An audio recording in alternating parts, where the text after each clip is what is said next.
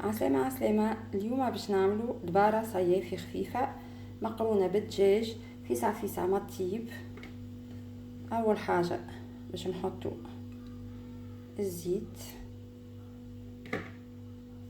نخليوه يسخن شوية ونحطو عليه مغلفة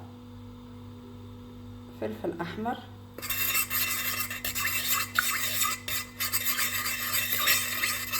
يتقلب شوية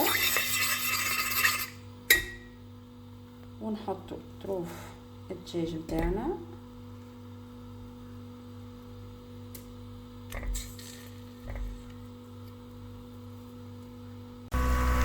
حطيت 3 مغارف طماطم، مغرفه فلفل احمر، حطيت بالقرويه. نزيدو مغرفة ثوم ونخليها تتقلب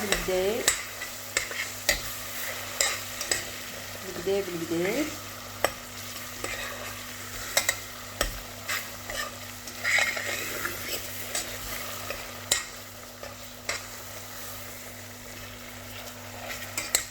كمل نخليها ونرجعو لهنا. مادامها قاعدة تتقلى نحطو لها وريقات الرمل، نكملو ونخليوها وتوا باش نمرقوها.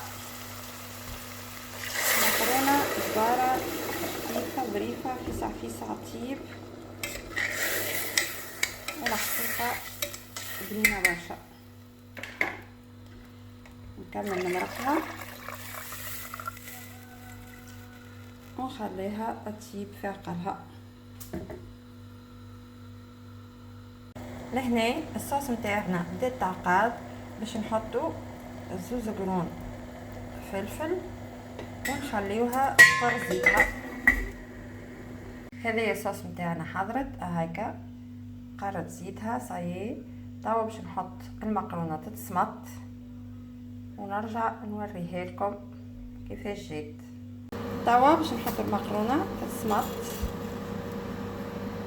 نكمل نصمتها ونرجع معاكم. هذه المقرونه متاعنا حضرت، شوفوا نودكم ولا نشهيكم بنه مطعمها وريحتها ما شاء الله، وتجي خفيفه بالدجاج. ان شاء الله تعجبكم، حطوا لي رايكم في التعليق. شهية طيبه.